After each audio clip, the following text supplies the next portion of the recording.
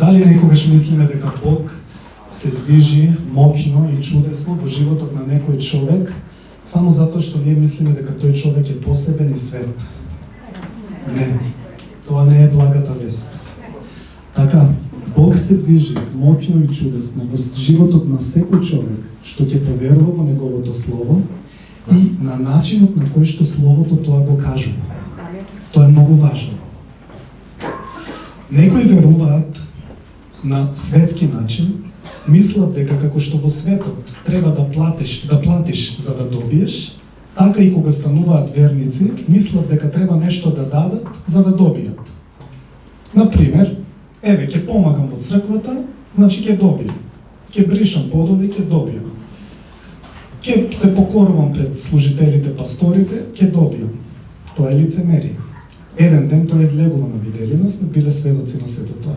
Значи, тоа се замки на ѓаволот кој што сака да го преврте христијанинот, тој што поверува во Бога, да верува на погрешен начин, да има погрешни очекувања, односно да не знае каква релација да изгради со Бога. Ние на Бог не можеме да му платиме ништо. Цената што тој ја плати за нас е безценета. Нема како да му платиме. Но затоа е важно преку Словото да ја разбереме безусловната Божја љубов, пројавена преку Христос, и така да изградиме релација со нашиот Господ. Правилна релација. Сега како да изградиме таа правилна релација? Сите ние имаме некаква релација во животот со некој човек, брат, сестра, сопруг, дете и така натаму, градиме некакви релации. Но, без да имаме изградено релација со нашиот Господ, сите тие релации се во хаос. Сведоци сме на тоа. Ако пред се ја немаме релацијата со нашиот Господ Исус Христос, се друго е друго, несредено, хаотично. Сега, како да ја изградам јас релацијата со Господ? Па така, што ќе се преиспитам кој сум јас во таа релација. Кој сум јас во Христос? Јас бев грешен човек, мизерен, хаотичен, никаков, кој што по милост Божја беше привлечен од Бога, поверува во Бог, ја прими жртвата на Исус како вистинска жртва направена за мој откуп, за моје спасение, за вечен живот. Поверував дека станав Божјо дете, Божји наследник, Христов сонаследник и поверував дека Господ ми даде власт да газам на змии, шкорпи, секаква непријателска сила и ништо нема да ми напакости. Како газам? Со сето Божје оружје што Бог ми го дал. Кој е тоа оружје? Го знаеме. Браво! Едно од тие оружја е мечот на духот, а тоа е Божјото Слово. Сега, Божјото Слово, за да има ефект во нашиот живот, треба да го изговараме.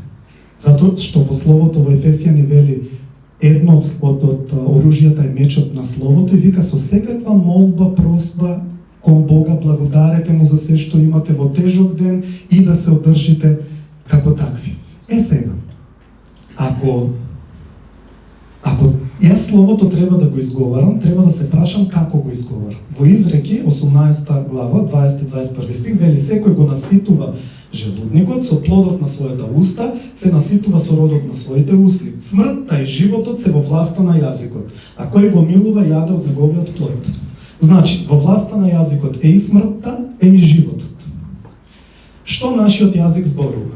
Во Јаков знаеме пишува јазикот може да разгори, да направи оган. Каков оган? Божествен оган или оган од другата страна, од страната на пријателот, што чека да кажеме нешто, аман, заман, веќе не можам, веќе ме пукнавте, не направивте, да ви служам, да ви правам, не можам и така натаму. Ако ние тоа дома го изговараме, џабе овде седиме. Слушаме слово.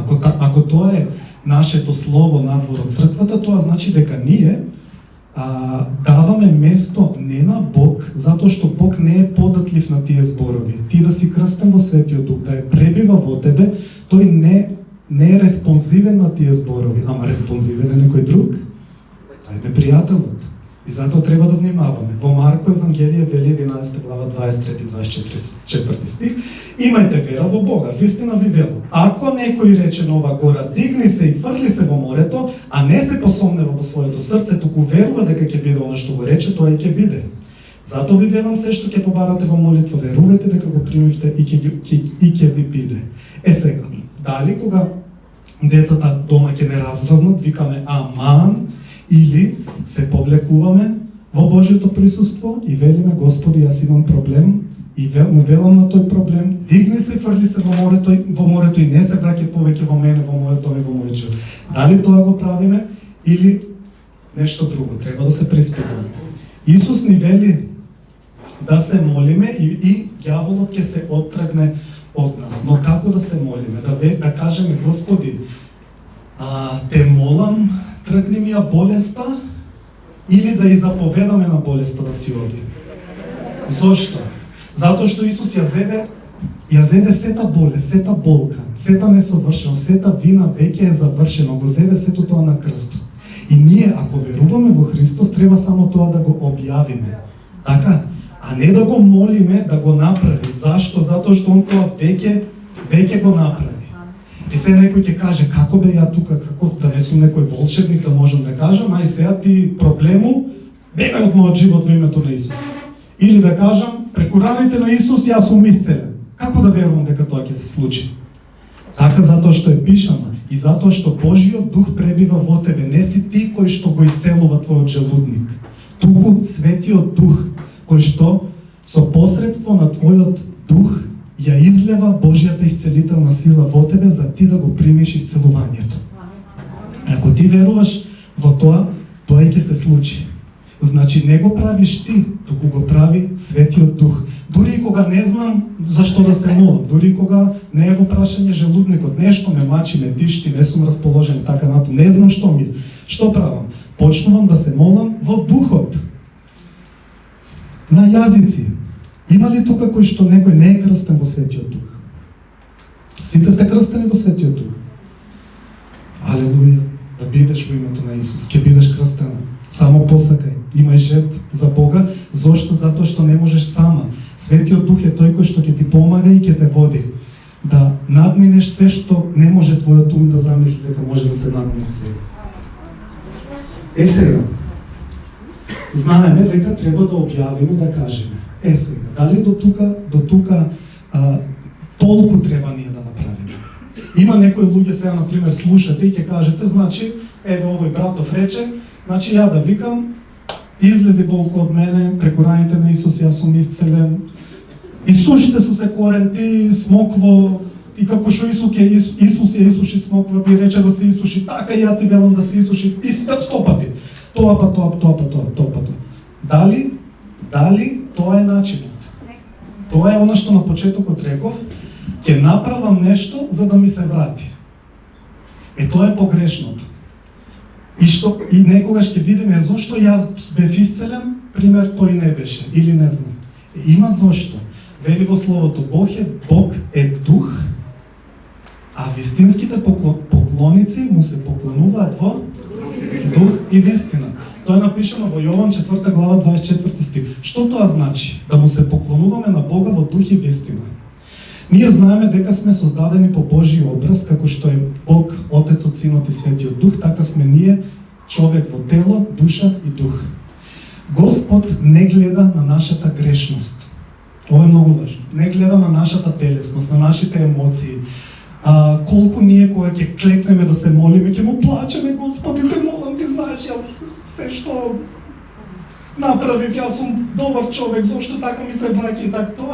Тоа е израз молитва во емоции. Господ тоа не го интересира, но ме интереса, што велат шпанците. Зошто? Затоа што он тоа сето го разреши од нас. Ја зеде таа болка, емотивна болка, телесна болка, сето е завршено. Сето е завршено. И што треба да правиме? Да се поклонуваме во дух и вистина. Она што е третиот аспект на човекот, духот. Духот е створен, е создаден како перфектна, тој е перфектен некако нашето тело и нашата душа кои што се подложни на грешност. Само што, ако не си крстен во Светиот Дух, твојот дух не е разбуден. Ако ќе бидеш крстен во Светиот Дух, тој се разбудува и почнува да обшти со Светиот Дух. И така, кога ги изговараш Божите зборови, Светиот Дух му зборува на твојот дух и тоа се разлева низ твојата душа, низ твоите мисли, низ твоите емоции, низ твојата свесност во твоето тело и така ти примаш исцеление во секој аспект на твојот живот. И затоа е битно да му се поклонуваме на Бога во дух и вистина. Духот наш нема свесност за недостоинство и недостаток. Тоа е многу важно. Пасторот го има зборувано тоа, ова се извадоци од негови проповеди, многу важен заклучок. Значи, духот нема свесност за недостоинство и недостаток, како што имаат нашето тело, нашите органи и нашата душа. И затоа кога ќе седнеш физички да се молиш на Бога и да почнеш да кажуваш: јас, Господи, вака така направи, зошто вака ми се врати, зошто ова, зошто не, јас ќе правам ова, тоа е молитва, израз на твоето тело, на твоите мисли, и тоа Господ, како да ви кажам, не го зема во предвид. Но што зема во предвид? Поклонувањето во дух. Што значи тоа? Да влезам во Божјото присуство, да влезам со што? Со благодарници. Тоа е многу важно. Што вели во Псалми 104 вели: влезете со благодарници во неговата врата, со песни во неговите дворови, фалете го и славете го неговото име. Значи, да влезам како се да ми е подмирено. Иако не ми е, меѓутоа влегувам со таа увереност дека Господ го прави најдоброто за мене. Пример, Павле, апостолот, кога беше тепан од македонците во Филипи, кога го тепа затоа што на пророчицата и реко и заповеда духот да излезе од нејзе, и кога овие заповедниците имаа ќар од незиното гатање, баење, а кога Павле го заповеда, тоа излезе, што направија? Го истепаа, го затворија, го ставија во окови. И што правеше Павле во затворот? Плачеше? Кричеше? Што правеше? Го славеше Бога. И што се случи? Што се случи? Оковите се раскина, вратите се отворија, се случи чудо. Значи, што се случи додека Павле го славеше Бога, додека во духот беше во Божјото присуство? Која е поуката за нас од ова? Која е поуката? Дека истото можеме да го правиме и ние. Кога е тешко, кога нема, кога, не знам, запти ќе дојдат, зејтин нема, масло нема, брашно нема, војна има и така натаму. Што треба да направиме? Да го славиме, да влеземе во неговото присуство и да се поклониме во дух и вистина, да ги тргнеме на страна сите мисли, сето наше грешно размислување, се повеќе ние да се смалуваме, а Господ да расте во нас, да се крши нашето его, нашата суета, нашата гордост, се она што не влече доле, да го тргаме за да тој расте во нас. Како ќе расте? Така што ќе го славиме, ќе ги објавуваме неговите зборови. Се што денеска пеевме беа Божји ветувања, Божји зборови. Ако не знаеш како, почни со овие песни и слави го Господ Исус Христос. Читај Библија, ќе ги видиш Божјите ветувања, ќе ги објавуваш, но не со есапот да добиеш поврат на тоа што си се вложил, туку со огромната благодарност кон твојот Бог, кој што направи се за тебе и на кој што не можеш на друг начин никако да го задоволиш, освен да се покориш и да го славиш во неговото присуство. Да влезеш и да бидеш едноставно задоволен од неговото присуство, како што сега бевме сите заедно. Треба да запамтиме дека кога го славиме Господ, Господ е во средината на славењето. Кога влегуваме пред неговиот престол, тој е тука. Затоа кога почнавме, рековме: немојте во кујната да седите, немојте надвор да седите, немојте, дојдете тука напред, срушете ги бариерите, ако може би седите назад, имаш порив да дојдеш напред, да го славиш Господ, дојди слави го Господ. Да не те интересира што ќе кажат другите, што ќе помислат и така натаму, затоа што така само можат да се поучат преку веројатно сведоштвото на начинот кој што Бог те извел напред и ти зборувал и тоа е начинот. Тоа е начин да не гледаме како Софија славела, како Јана славела, како се Јана била например, премногу славела Јана. А премногу слави затоа што е во присуството на Бога. Затоа не ги гледа Јана. Извини. Пример. Гледај ти да се подесиш на славењето, да бидеш во славењето, да не ти пречи ништо околу тебе, едноставно, затоа што секоја препрека доаѓа од телесноста и душевноста и тоа те оддалечува од она што Бог сака да ти го подари, да го примиш благослово. Затоа тоа е многу битно. Славењето покажува колку си духовно жив, колку си посмуртен и вака гледаш и као славиш и едва ли ти рекле да станат. Тоа покажува дали сме духовно зрели или не сме зрели. Од славењето сатаната бега, не може да седи, збеснува, зошто? Од завист. Не толку колку што го мрази Господ, туку од завист, зошто? Затоа што сака да му го земе престолот. Кога ти го славиш, изобилно се оддаваш на славењето, нема место за него и тој бега. Тоа е важно многу да го запамтите. Јас денеска ќе зборувам и ќе се надоврзам на братот Јане за два аспекти. Ќе зборувам за важноста на Словото. Првиот аспект е важноста да го слушаме Словото, за да придобиеме вера, а вториот аспект е да го објавуваме Словото од нашата уста, за да примиме исцелување. Сега ние сите знаеме дека што Бог се ни обезбеди преку Господ Исус Христос. А нормално како луѓе во животот се соочуваме со разни ситуации покрај се. Нели, некој е болен, некој нема работа, некој нема финанси и така натаму, но се е обезбедено и излез за секој проблем и решение за секој проблем, за секоја ситуација. Сега само ние треба да ги примиме. Тие работи кои што се обезбедени можеме да ги најдеме во Светото Писмо и се пишани како Божји ветувања. За кого се тие Божји ветувања? Тие се за сите нас, што веруваме во Исус, што сме го примиле за свој Господ и Спасител. Како тие да се реализираат во нашиот живот? Дали е доволно само да ги читаме од Божјото Слово? Дали е доволно? Што треба друго да правиме? Да ги примиме во срцето, така, преку читање на Божјото Слово, да поверуваме дека се однесуваат за кого? За Јане? За кого?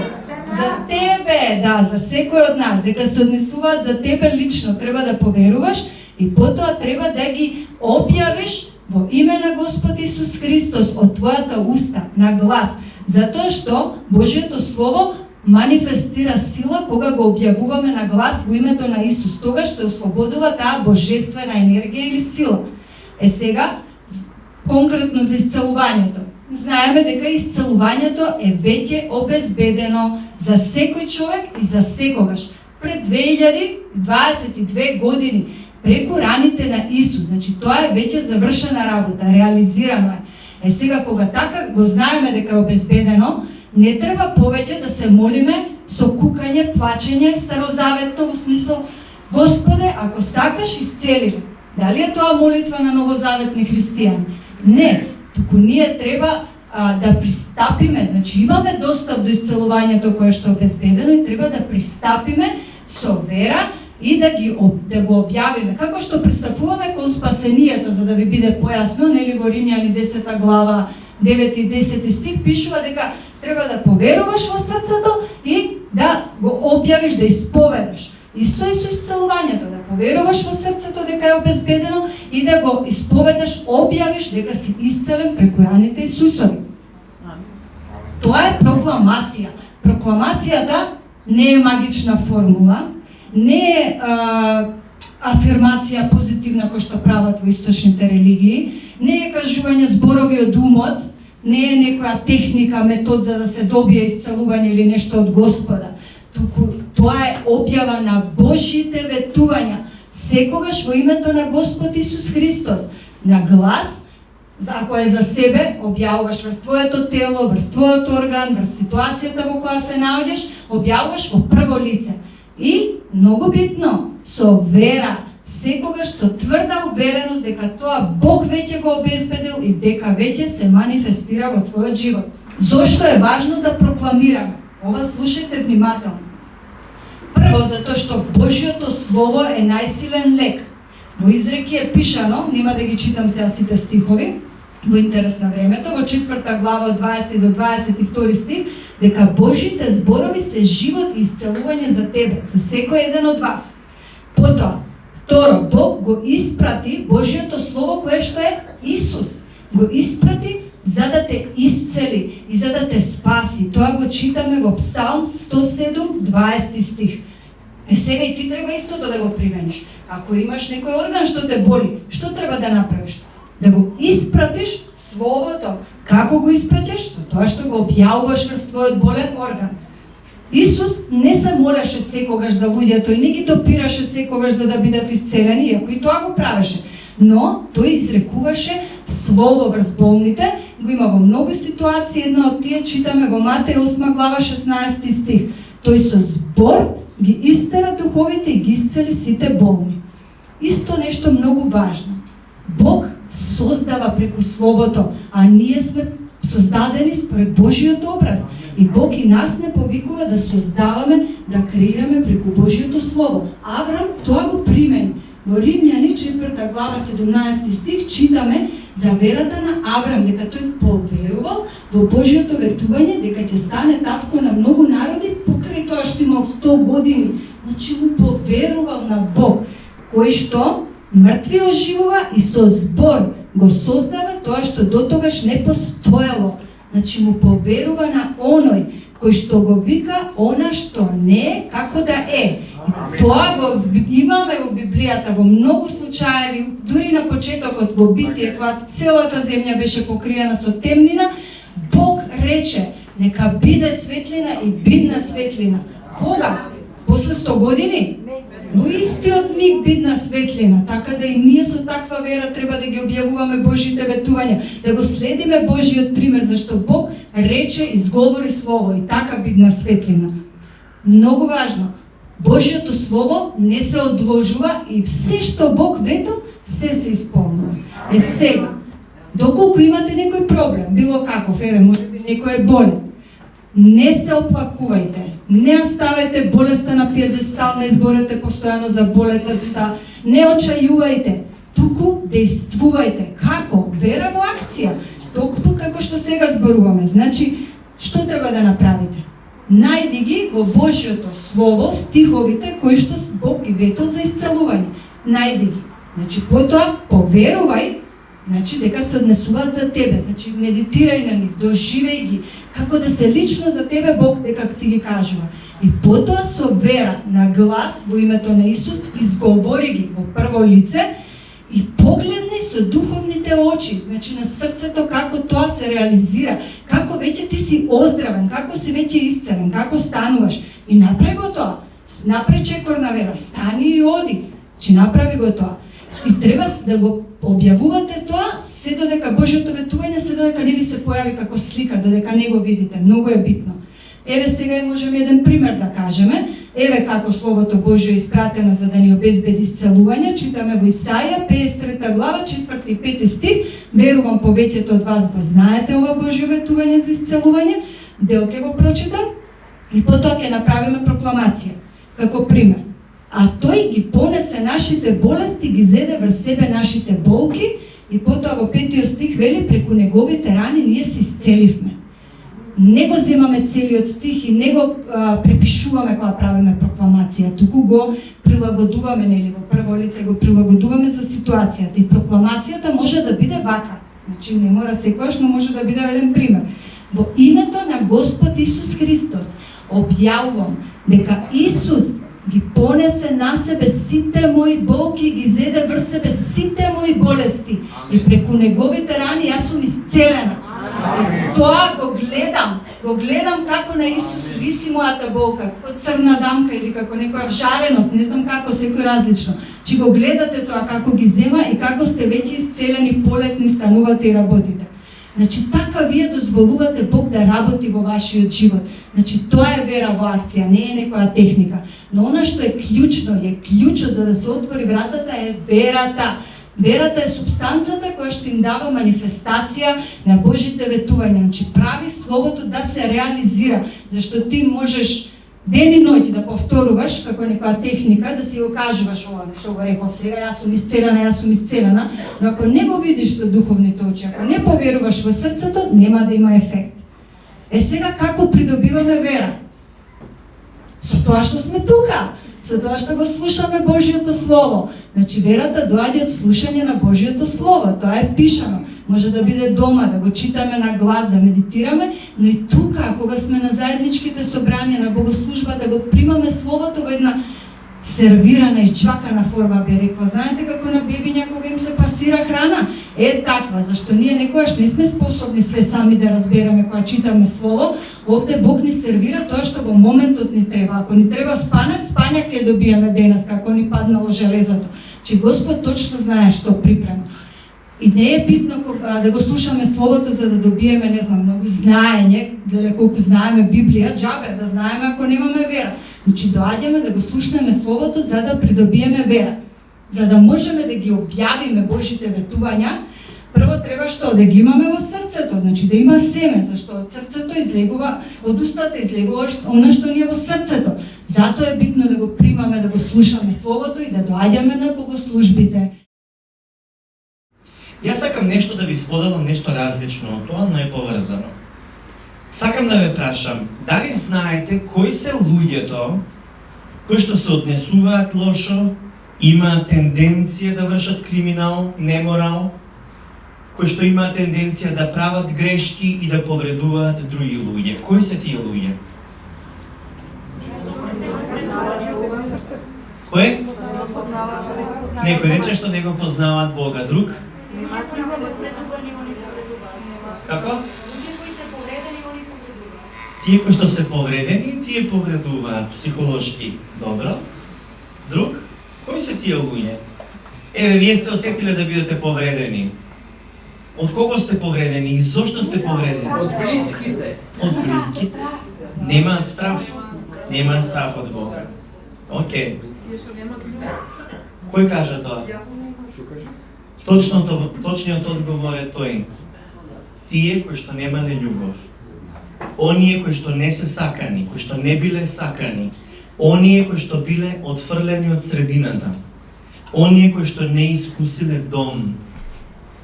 Тие, но и оние кои што се добиле на тацна, така речи, кои што не знаат да го ценат тоа што го добиле во животот, сите тие се во категорија на луѓе кои што повредуваат други луѓе, но се повредуваат и себе си. Дали разбирате? Светот е полн со луѓе кои што се неблагодарни, несвети, неморални, но полни и се повредени со едно отфрлено, со едно чувство дека не припаѓаат никаде и никому. И на тој свет, ние кои што го гледаме околу нас, во тој свет ние гледаме сираци. Гледаме луѓе кои што лутаат, кои што одат во животот како изгубени бродови кои што си бараат свое пристаниште и не го наоѓаат. Тоа се како овчички изгубени кои што талкаат по различни ливади и некои паѓаат од височини, а некој волкот ги јаде. Дали разбирате? Единствено нешто што може да ги направи луѓето целосни, што може да ги состави да бидат нови созданија, тоа е преку Јешуа, односно преку Спасителот. Јешуа, нели значи спасението од Бога. На грчки доаѓа од зборот сотерија, а по наше сотир. Односно Исус е Спасителот. И во основата од сотерија, од грчки, значи да бидеш целовит, да бидеш исцелен, да бидеш направен нов, да бидеш избавен. Тоа го учевме во Созо. Тие се два збора кои што ги учевме и кои што се клучни, што треба да ги знаеме. Сега, оние луѓе кои што веруваат во Исус Христос, не по традиција, туку оние кои што направиле званичен избор да поверуваат во Исус да им биде Господ и Спасител, тие стануваат деца кои што се посинети од Бога, по милоста на Бога, не по нивна заслуга, и од тој момент тие веќе не се сирачиња. Дали се разбираме? Сите ние бевме изгубени како овци, талкавме по своите патишта, но Исус дојде и тој не прибра во неговото стадо. Амин. Во Евангелие по Јован 1 глава 10 до 13 стих вели: иако зборот беше во светот и светот беше преку него создаден, светот не го позна. Кај своите дојде, но тие не го прифатија, а на сите што го прифатија, на оние што поверуваа во него, им даде право да станат Божји чеда. Тие се наново родени, но овој пат не физички, не од телесна похода, или пак од вољата на маж, туку се родени од Бог. Амин. И сето ова ние добро го знаеме. Меѓутоа, како Божји деца, ова значи дека ние не треба веќе да лутаме. Не треба да се однесуваме како вејки на ветрот веени. Туку да имаме припадност. Зошто? Затоа што де факто ние имаме дом. И тој дом е кое? Божјото семејство. Божјиот дом. А тоа е the church. Тоа е црквата. Така е. Црквата која што е водена од надпастирот, а тоа е Исус. Значи, црквата е нашиот дом, каде што се учиме да го слушаме гласот на надпастирот Исус, кој што не води по зелени пасишта и ни прави безбедно да чекориме по неговиот пат, кој што е тесен и невидлив за мнозина, но за нас Бог го отвара. И тој пат го чекориме со вера, односно со духовни очи, не со физички очи. Сега ние, како деца во Божјиот дом, треба да знаеме дека има куќен ред. А куќниот ред на што е базиран? Базиран е на тоа дека Бог не сака, дека Бог не љуби, и основно што треба сите да го научиме е да пребиваме во Божјата љубов за нас. Ќе повторам, да пребиваме во Божјата љубов за нас. Божјата љубов за тебе, не во твојата љубов за Бога, туку ти да пребиваш во Божјата љубов за тебе. Дали се разбираме? Ако е да, нека рече, нека амин. Амин. Така треба. Океј. Ако така пристапуваме со таа вера во Господ, дека тој не сака нас, тогаш од нас ќе се тргнат сите негативни мислења, како за себе си, така и за луѓето што не обкружуваат, за тоа дека животот е проклет, лош, проклета е овој живот и знаете тоа како оди поред. Тома Здравкович филмот, и сета меланхолија, страдание, и сите се соживуваат со тоа. Тоа се трга од вашиот менталитет, од вашиот концепт на размислување, доколку пребивате во Божјата љубов за вас. И на таков начин вие нема да сте во позиција ни да завидувате, ниту да негувате гордост и суета, ниту да имате мрзеливост, ниту пак да правите некаков надпревар. Ова е подобар од мене, ова е поубав од мене, чекај јас да го стигнам, чекај ова и така натаму. Дали разбирате? Едноставно кога ќе се потполниш и исполниш со Божјата љубов, ти си веќе комплетен. И тебе веќе не ти треба дополнително сатисфакција за не знам на кого да му докажеш дека ти си на повисок статус во општеството, на повисоко интелектуално ниво и така натаму. Значи, така нема да се има проблем кој да ја исчисти црквата, кој да крене, трет да донесе, четврт да премести и да однесе нешто. Значи, нема да има ниту проблем да си помагаме меѓусебно, но тоа е возможно само ако пиеме секој ден од истиот извор. Амин. Кој е тој извор? А Исус рече, земете го својот крст секој ден, значи секој ден го носиш својот крст по него. Значи секој ден ние се ослонуваме на Божјата љубов за нас. Што би значило ова во пракса? Ова во пракса би значило да се развие секојдневна зависност од Бога, практикување на интимна лична релација со Господ, кое што ние го викаме духовност. Зошто? Бидејќи нашиот дух комуницира со Божиот свети дух. И тоа општење, тоа заедништво е овозможено заради Исус и преку Исус. Така да таа духовност секој ден се изразува преку славење на Бога, молитва, читање на Божјо Слово, но ова не значи религиозни обреди, ритуали, шаблони и слично. Зошто? Затоа што со тоа не се постигнува близкост кон Бога. Така ли е? Религијата заробува.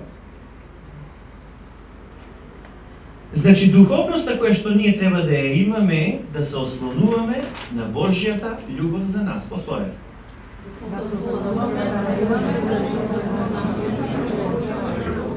Отвори го телефонот, уклучи селфи камера. Одма.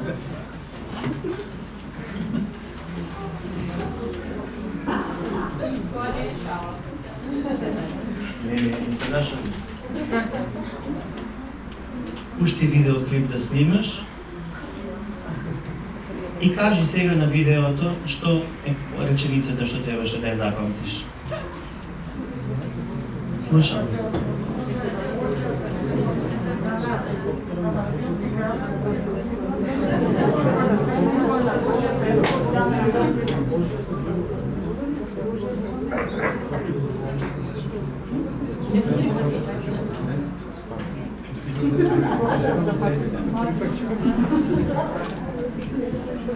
Се снимивте?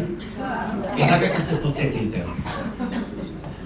Ќе се подсетите што тоа значи, затоа што ја стално зборувам, меѓутоа некогаш од едното увце влегува, ама од другото излегува. И за да не излезе негде, вака барем да се подсетите од вечерова. Значи, таа духовност која што треба да ја имаме е да се ослониме на Божјата љубов за нас, која што е овозможена преку Исус и преку тоа што Исус го направи за секој еден од нас. Така ли е? Е сега, секојдневното одржување на таа радост, благодарност дека си возлюбен од Господ, дека си посине, дека не си сираче веќе, те прави ти да си постојано сврзан за Исус, кој што меѓу другото е вистинската лоза, а ние сме накалемени на Него. И кога сме веќе сврзани со Него, ние почнуваме да даваме плод за слава на Бога. Амин. Е сега, неодговорноста, мрзливоста, горделивоста не се слабости ваши, не се слабости на верникот, туку тоа се избори, драги мои. Некој се вади со тоа, што да правам, пасторе, тоа ми е слабост, мрзлив сум, не сум одговорен, таков сум си ја. Не е точно, не си таков.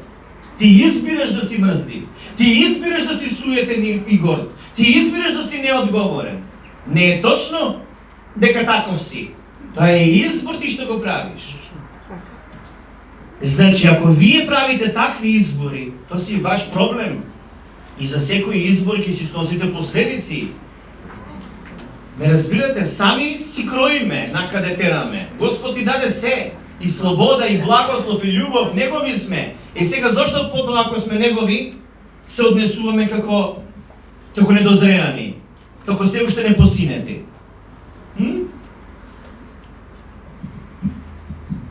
Ето така расположението јас го менувам во даден момент, кога Словото почнува да продира.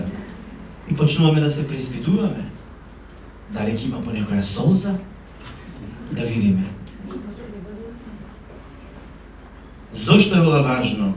Затоа што ваквите избори на инертност, летаргија, незаинтересираност и слично, тие се одлика на дистанцирање од Божјата љубов. Имено, ако не знаеш дека денеска Бог те сака, бидејќи си презафатен, тогаш како би сакал некој човек кој што те навредува на работно место? Ако ти денеска не пребиваш во Христовата љубов за тебе, и немаш време брзаш за на работа, и на работа шефот или некој друг по партиска линија те вреѓа, те дискредитира и слично, како ти ќе возвратиш со љубов кон тој човек? Дали разбирате? Вие не можете да мислите дека сте, да, вие сте духовни битија, но ти за да одговориш духовно на ситуацијата во која што си, ти кога ќе станеш од утро до мрак треба да си со Господа, со неговата љубов, да пребиваш во неговата љубов. Иначе ќе ти извадат од такт многу луѓе. Како ќе реагираш ти? Исус ни вика, ако ти удат по едниот образ, заврти го другиот, како ти ќе ги исполниш тие зборови ако не пребиваш во неговата љубов за тебе? Ако некој те колне и те пцуе на улица, како ти ќе бидеш во позиција да го благословиш и ти ќе го пцуеш? И ти лоб ќе го направиш. Значи не можеш да го свртиш другиот образ кога некој те удира по едниот и не можеш заради тоа што не пребиваш во Исусовата љубов за тебе. Дали разбирате? На таков начин можеш да избувнеш, да вратиш назад и да се случи тепачка. И тоа никој не го сака. Не можеш да благословуваш некој човек што те мрази, што те колне, што те пцуе и озборува, кога ти не пребиваш во Исусовата љубов. Значи не можеш да ги исполниш тие Исусови зборови. Затоа мораш да пребиваш во таа духовност, во таа Божја љубов за тебе. Дали се разбираме? Многу е важно тоа. Луѓето се оптеретени со нивната љубов за Господ. Ќе правам за Господ, ќе раздавам. За Господ не знам ова, ќе правам слави, ќе правам сети, ќе палам. Господ не го сака тоа тебе. Тоа што го сакаше Господ, Исус го направи. Твоето е да пребиваш во Исус и во неговата љубов за тебе. Значи, не можеш да останеш во црква, не можеш ниту да помагаш во црква, не можеш да служиш на некој човек ако не дозволиш Светиот Дух да ти послужи со тоа што ќе ти ја донесе Исусовата љубов во твоето срце. Амин. Значи, твоите избори се различни од твоите слабости. Некогаш си преморен физички, некогаш емоционално си потрошен, си слаб, некогаш ти изневерил некој човек, некогаш те тера да плачеш. Но кога си слаб, треба да знаеш дека тогаш си уште поблизу и поотворен да ја примиш Божјата љубов. Зошто? Затоа што тогаш немаш одбранбени механизми, егото го немаш рефлекси на гордост, туку како повредено дете чекаш некој да те прегрне и најчесто нема никој да те прегрне. Но и да има и да те утешуваат и да те гушкаат сите, пак не може душата да ти ја прегрнат. Тоа го може кој? Само Бог. Бог доаѓа, тој те прегрнува, те пресретнува и те покрива со неговата прегратка, која што те стоплува и те прави да се чувствуваш љубено, дури кога сите те отфрлаат. Бог не изневерува никогаш. И точно кога си слаб, и кога си преморен, и кога немаш сила, уморна си од живота, точно тогаш Господ ти подава рака и во твојата слабост совршено се пројавува неговата сила. Амин. Амин. Ние сме повикани да бидеме израз на Христос, да го следиме неговиот пример, не религијне, не формите, проформите, обредите, туку она што го правеше тој да го правиме и ние. Тоа е повик. И затоа сакам да ве обавестам денеска, дека вие не сте како другите. Ти не си обичен. Ти не си како другите. Со ова не сакам егото да ти го кренам, него само да ти дадам указ дека ти си возљубен човек, Божјо дете. И немој да го обезвреднуваш тоа. Не го погазувај тоа што си толку скапоцено платен и толку силно возљубен. Бидејќи многу луѓе не осетиле таква Божја љубов во својот живот. Кога знаеш дека си посинет, кога знаеш дека не си како другите, треба да знаеш дека ти си осветен. Осветен од Бога. Грчкиот збор за осветен е хагиос. Во превод значи одделен, не значи совршен. Многу мислат дека свет значи да си перфект. Не е точно. Свет значи одделен. Во овој случај, ние треба да разбереме како Божји деца дека сме осветени, одделени од овој свет, одделени за кого? Одделени за Бога, не за ѓаволот, не за нас самите, не за луѓето, не за светот, туку сме одделени за Бога, така ли е? Зошто? Бидејќи Господ сака по Негова благодат да земеме учество во Неговиот совршен план за спасение на човештвото. Иако може би не си квалификуван, не си образован, немаш самодоверба, се чувствуваш помалку од другите, ниско, непроживеано и слично, ти сепак треба да му веруваш на Бога, а не на твојата лична перцепција за себе си. Дали се разбираме? Затоа е важно, ако ти го разбереш сето ова, треба да сватиш дека Бог сака од тебе да ги напуштиш, да ги тргнеш твоите комплекси на нискост и да престанеш да се вртиш со мислата околу себе си и како ќе ти биде животот и да му поверуваш на Бога, како Тој гледа на тебе, како Он тебе те доживува, како Тој тебе те прифаќа, со вера да пристапиш кон тоа. Дали разбирате? Ова значи дека ти сепак треба да му веруваш на Бога, а не на твојата перцепција за себе си. Ако ги земеш твоите размислувања и анализи за супер релевантни, ако ги земеш реалните околности околу себе си, или она што луѓето го мислат за тебе, тогаш ти нема да можеш со вера да пристапиш кон Бога. Друг начин нема за да му се угоди на Господ, освен преку верата. Во Словото го пишува, без вера не е можно да му бидеме угодни на Бог. Секој што сака да дојде кај Бог мора да верува дека Тој постои и дека ги наградува оние што искрено го бараат. Евреите 11 глава 6 стих. Значи ти треба да веруваш во Бога и знаете дека верата доаѓа од слушање на Божјото Слово. Така? Но таму читаме дека Бог ги избра слабите да ги постави силните или мудрите. Затоа еден необразован човек кој му верува на Бог може да биде на повисоко место при Бога отколку некој кој што е образован човек со висок статус во општеството, кој што си верува сам на себе си. Дали се разбираме?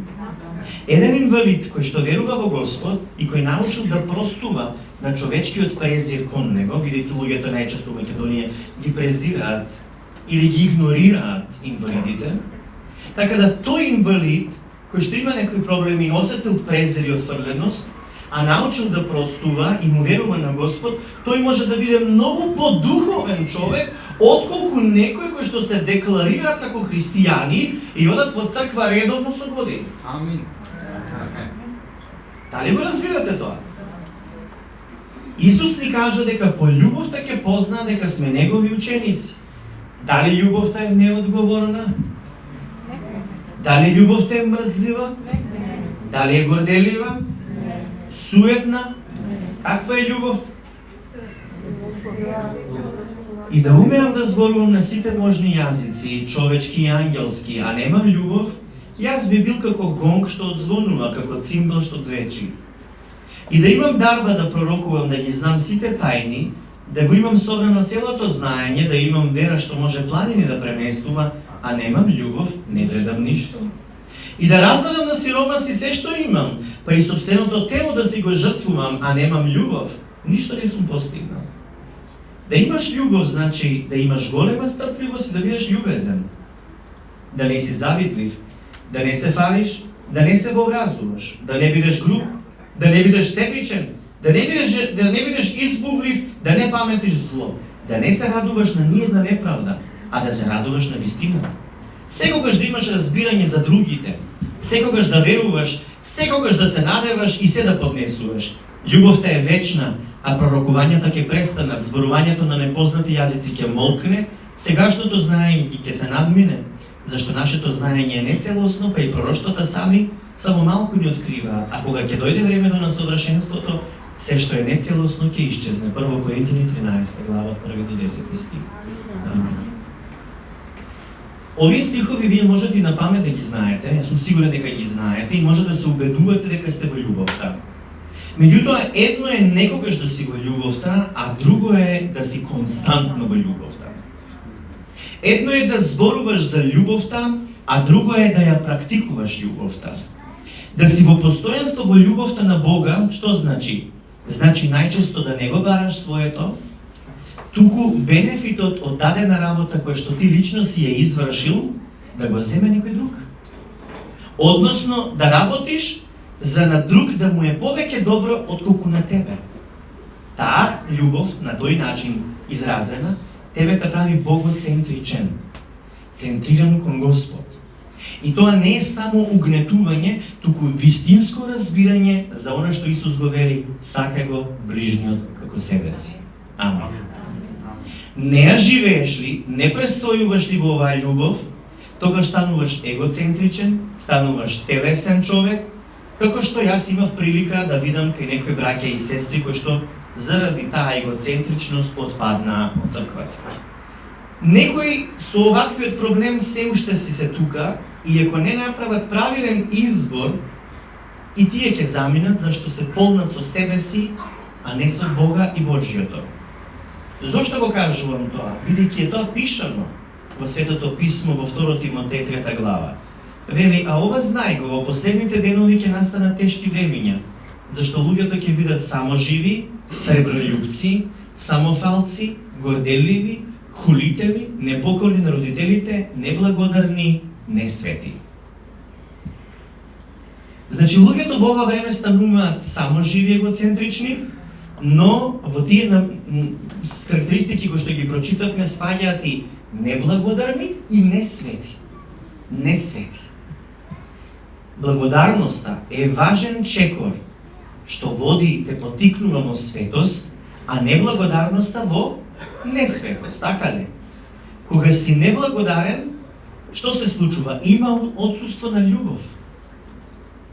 Кога си благодарен, ти си благодарен бидејќи си ја осетил љубовта и го одржуваш тоа. Меѓутоа, кога сети како натацна зарвидено и си се навикнал тоа дека го примаш по некое задолжение, што се случува? Веќе не го цениш тоа, го погазуваш и накаде тераш. Додека се освестиш, си заминал. Неќе. Зошто ова ви го кажувам? Затоа што ако немате единство со Бога, тогаш залудни се сите семинари, сите советувања, сите охрабрувања. Ти си тој кој што треба сам да сака да има единство со Бога, лична релација со Бога. Сам треба да си го правиш изборот секој ден. Да, еднаш званично си го избрал Исус за Господ и Спасител, меѓутоа потоа тој избор треба да го потврдиш. Го потврдуваш кога секој ден зависиш од Бога. Ти знаеш што е добро да каснеш за појадок или за ручек. Ти дал Господ разум и за други работи. Ама ти треба да направиш избор да прашаш, Господе, а ова добро ли е за мене? Разбирате ли? Така да вие за се знаете. Така сме створени како сезнаени. Сега да ја прашам за политика, сите се знаете, да ја прашам за економија, експерти сте, како треба и држава да се спасти, со каде да се вложи, каде да се извади. Да ја прашаме дали за ЕУ, дали за НАТО, дали за...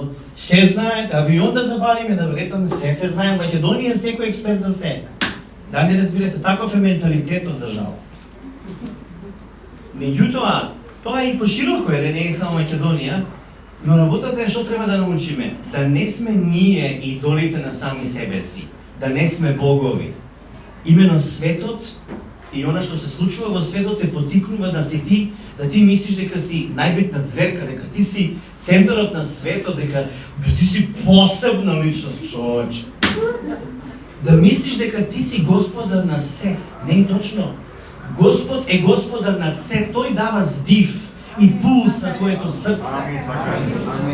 И ние секој ден таа зависност ја потврдуваме од него. И точно кога си најсигурен како треба и што треба, застани, кочи, дигај рачна и прашај, Господе, ова по твоја волја ли е?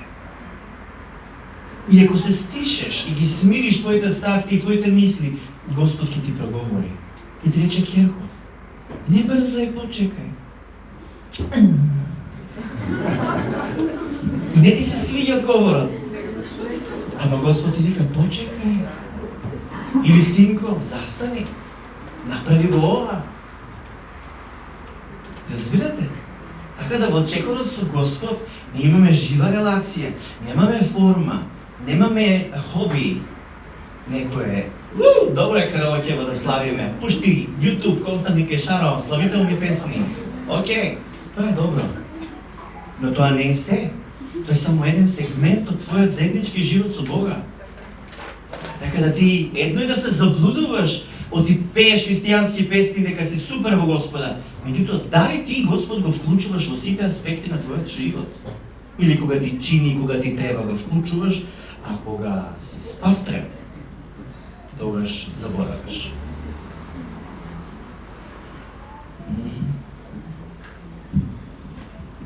Зошто го кажувам ова? Затоа што луѓето во ова време стануваат само живи, горделиви, несвети, неблагодарни, се здивуваат.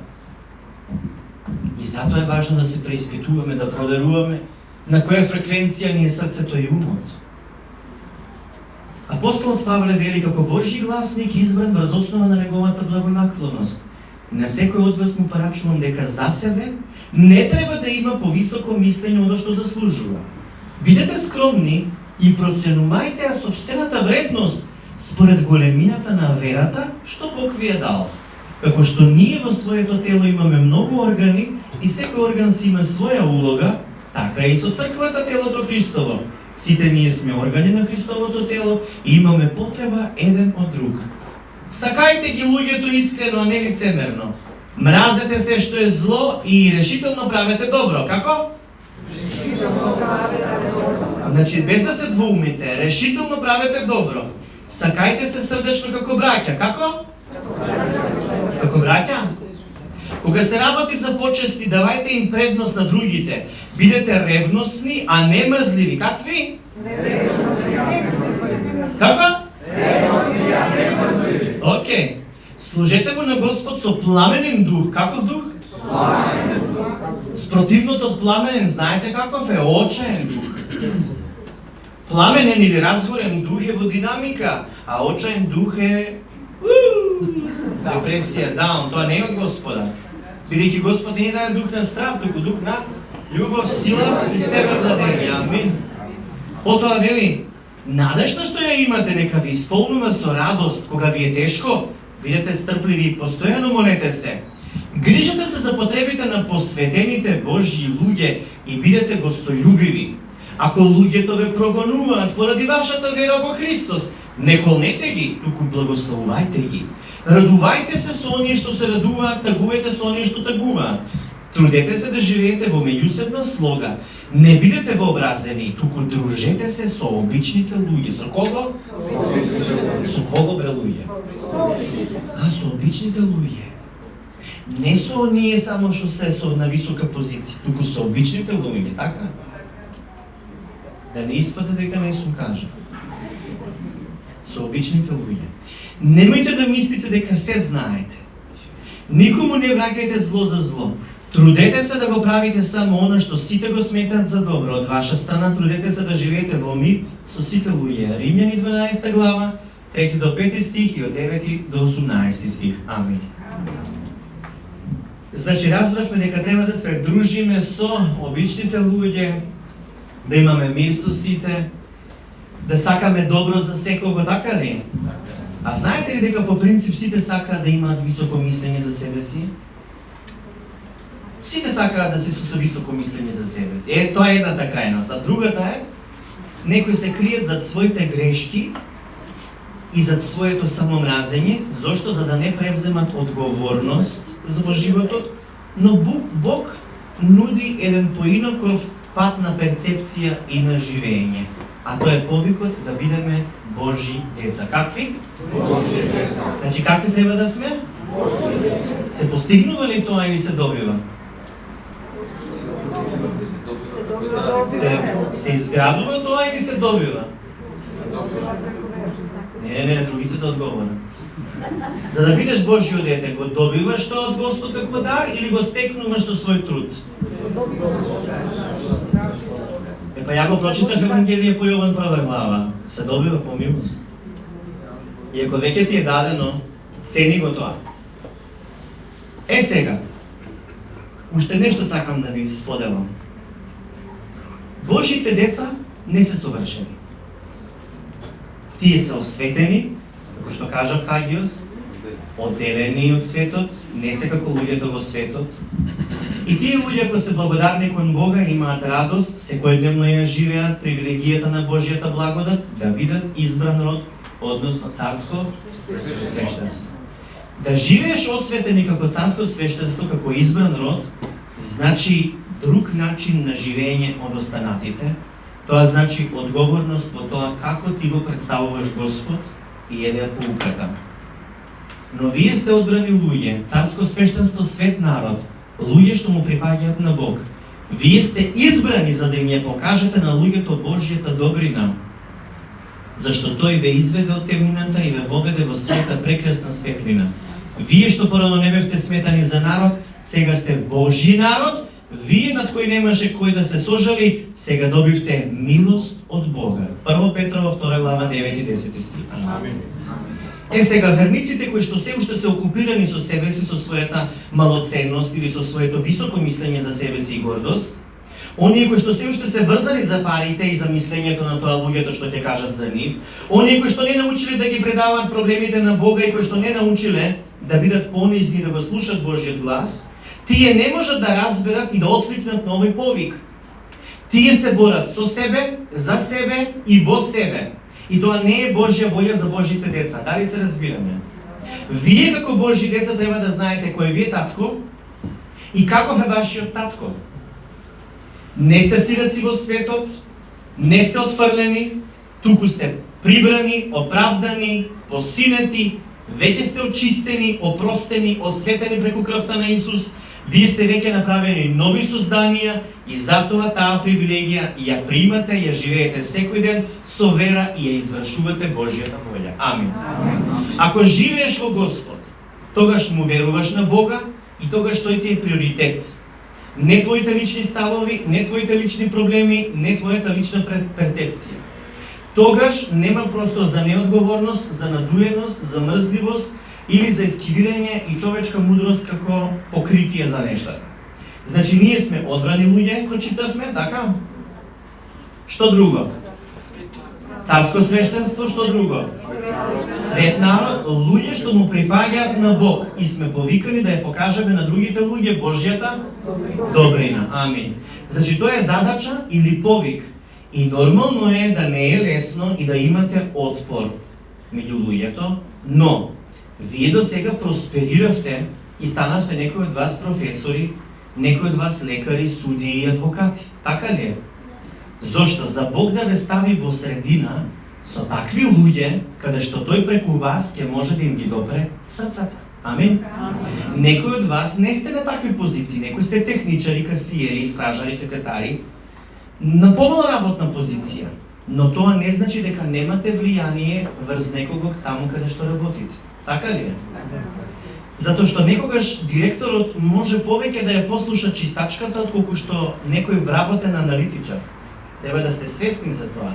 И без разлика каде сте и во која работна позиција сте и во каква средина сте, не сте таму за себе или заради својот труд, таму сте бидејќи Бог сака да сте таму за да бидете рефлексија на Христос во таа средина. Ова значи дека таму каде што е лагата и лицемерието, ти си таму пратен како осветен човек преку крвта на Исус за да ја зборуваш вистината, да ја покажеш искреноста без разлика тоа какви реакции ќе најде. Ќе повторам. Таму каде што гледаш лага и лицемерие околу тебе, ти си таму не случајно пратен, ти си осветен и си намерно пратен за да ја зборуваш вистината, за да покажеш искреност, без разлика на тоа како другите ќе реагираат. Ова е одговор за некој кој што си поставувавте прашања овие денови. Таму каде што е мрак, каде што е криминал, каде што е нечестност, ти си таму да ја однесеш Христовата светлина, да покажеш чистота, да покажеш праведност, да се застапиш за она што е праведно. Таму каде што има неправда и се очекува гнев, одмазда и револт, сепак ти си оној кој што е таму, кој што треба да љуби, да простува, да покаже еден нов пат, пат на добрина. Треба да се врши она што Бог сака да се врши. А тоа се случува кога ние се ослонуваме на Божјата љубов за нас и кога сме водени од Светиот Дух. Знаеме што Господ сака, дека секој сака да го допре и секое срце да го освои со неговата љубов и да се спаси секоја душа. Но еве да прочитаме што не сака Господ. 6 нешта мрази Господ, а 7 се гнасни на неговата душа. Горделиви очи, лажлив јазик, раце што пролеваат невина крв, срце што замислува грешни мисли, нозе што итаат на зло, лажен сведок кој шири лага и човек кој се раздори меѓу браќата. Изреки 6 глава 16 до 19 стих. Црквата имаше потреба да го слушне ова слово, за да го отфрли од себе облакот на горделивост кој што ја беше зафатил, облакот од надменост, од суетност и ладнина. Зошто? За да биде цела. Воспротивно, вие знаете, Господ ќе ја исчисти, ќе ја истреби. Ова не се однесува за поединци, ова се однесува општо, секој да се преиспита. Меѓутоа ќе ги истреби. Внимавајте, живете со благодарност, со понизност и со страхопочет кон Господа, бидејќи не е загарантирано ништо. Да, ние сме спасени и заради милоста на Бога имаме место во Царството Небесно, но внимавајте затоа што сите кои што се ослонија на себе си се лизна. Единствено на кого можеме да се ослониме во целост, да бидеме сигурни дека ќе останеме на патот, е само Исус. Зошто ви го читам ова? Бидејќи во 1 Петра во 4 глава 17 стих вели вака: зашто дојде време судот да започне од Божиот дом. И ако прво започне од нас, каков ќе биде крајот на оние што не се покоруваат на Божиото Евангелие? Можам да го дадам одговорот и ќе продолжам уште половина час, меѓутоа доволно е. Доволно. Ова е добро да се асимилира, да се сочвака. Не само да се препознава како аудио информација, туку да се измедитира. Да разбереш дали ти ќе бидеш истребен и ќе бидеш вошка, фрлена како паразит изгазена негде, или пак ќе проблестеш како дијамант во Божиото присуство, во Божијата светлина. Дали ќе бидеш диво козле, или ќе бидеш питома овчичка која што го слуша гласот на својот пастир. Со ова не сакам да предизвикам страв во вас, туку сакам однова да ве направам несигурни во себе, за да станете сигурни во Бога. Затоа што сигурните во себе отидоа по тој егоцентричен пат. А оние кои што се дури слаби и не толку силни, но се ослонуваат на Бога, тие процветуваат. Тие се садови за почесна употреба. Мнозина се повикани, ама малкумина избрани. Сите тука сме повикани, но дали ќе останеме на патот, тоа е пак личен избор. Пасторот, еве јас колку и да сакам, и сакам да напредувате, вие не можете да напредувате ако не почнете од метлата. Ако не почнете од миење стапала. Ако не почнете од она кое што е невредно во тугите очи. Ако не почнете од понизно служење, не можете да се качите повисоко духовно. Затоа што Исус вели, кој сака да биде прв меѓу вас, тој нека ви служи на сите. Така да кога ќе се повика на служба во црквата, дечки има за чистење нешто. Јас мислам дека треба наредниот пат да биде да не биде тепачка, ама да биде едно разатарчување кој да фати. И кога некој ќе треба да фрли нешто нечисто од овде, што е уште понечисто, да не кажам, најлони со хартии, тој треба уште побрзо и да сака повеќе да ги фрли тие гнасотилаци, да земе учество во тоа. Знаете, секој сака во костимче да седи, во добро фризурче и штипличе. Убаво е тоа, окей, нема проблем. Меѓутоа, пред да се дотераш, засукај ги ракавите. Оти духовноста почнува од таму. Од она кое што навидум не е добро, кое што навидум е, за подценување да ме види гнасотилак, нечисто, едно, друго. Не се заблудувајте, почнувајте од таму се учи. Од тоа скалило можеш да рипнеш горе. Ама ако си горе, И те како можеш да паднеш многу доле ако не ја знаеш оваа лекција. Затоа што Господ не повика да сме VIP клуб, туку онезни луѓе кои што си служат со љубовта Негова.